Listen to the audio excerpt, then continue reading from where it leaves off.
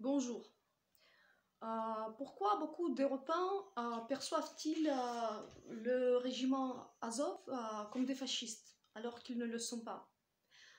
Des Russes prennent des photos, des tatouages des prisonniers d'Azov et disent: Vous nous dites qu'il n'y a pas de fascisme en Ukraine, mais regardez bien ces photos, vous voyez ces tatouages, ce sont des fascistes.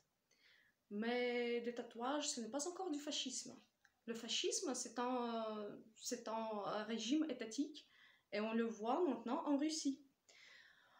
Ces tatouages, c'est une sous-culture. Ces tatouages portent un symbole qui n'implique même pas ce qu'ils représentent. Autrement dit, si une personne est une nazie, elle doit partager les thèses principales du nazisme. Elle doit être raciste, antisémite et tout ça. Et presque chaque combattant d'Azov a un ami juif, un ami noir, etc. Donc la question de l'antisémitisme n'y existe même pas. Je vous donne un autre exemple. Il y a des Azerbaïdjanais qui se combattent dans le régiment Azov. Mais donc, si l'on considère que les combattants d'Azov sont des nazis, alors ils devraient partager les idées de l'extrême droite, ils devraient croire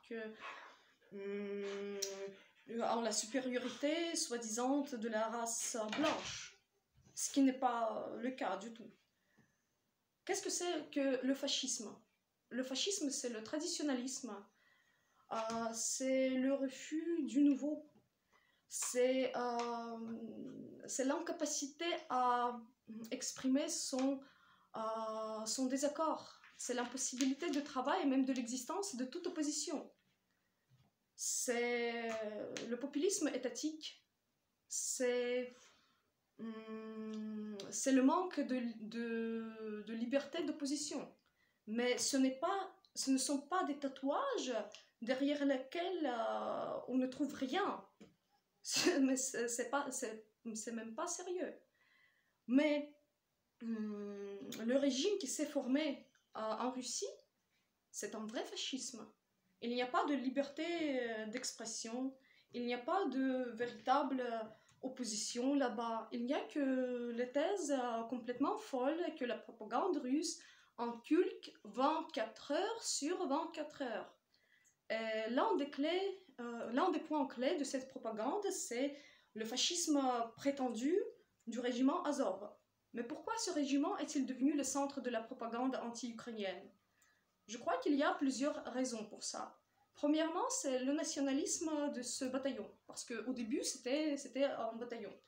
Et donc, on doit comprendre très clairement contre quoi la Russie mène la guerre maintenant. La Russie mène la guerre contre l'identité nationale ukrainienne. Et c'est un moment très important à comprendre.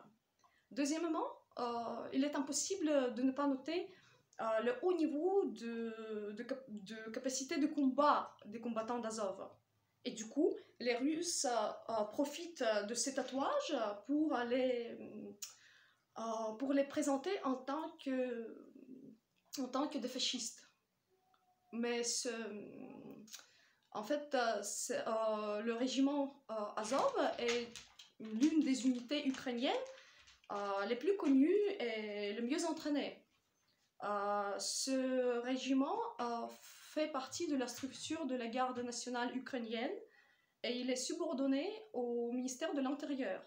Ce régiment a été fondé pas un régiment, mais un bataillon à l'époque-là. Il a été fondé à Berdiansk en mai 2014 par l'ultra-droite en tant qu'un bataillon de volontaires. Ces dirigeants étaient des habitants de l'Ukraine de l'Est. Ils beaucoup parlaient russe. Et initialement, ils étaient des partisans de l'unité des Slaves de l'Est, des Ukrainiens, des Biélorusses et des Russes. Donc, et jusque-là, beaucoup d'entre eux parlent russe. Et sur de nombreuses vidéos, vous pouvez l'entendre. Même le chef de ce bataillon, il parle russe.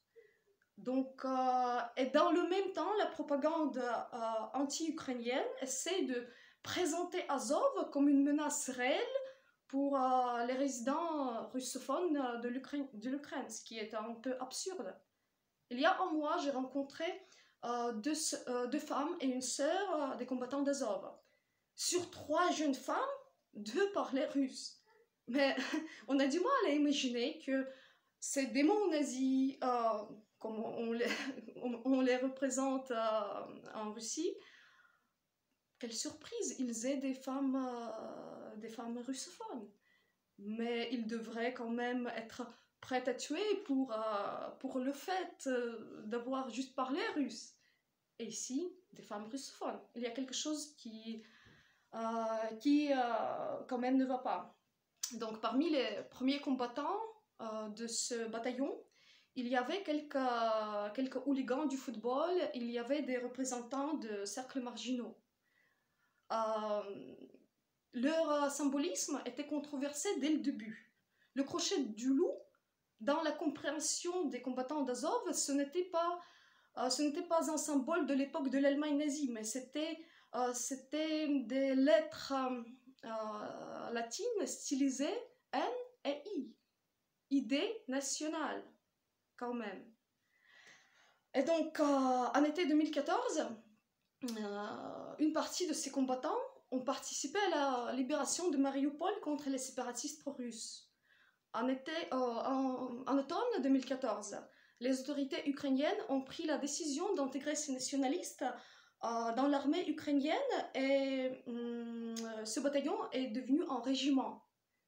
Et c'est maintenant une structure tout à fait officielle et complètement dépolitisée.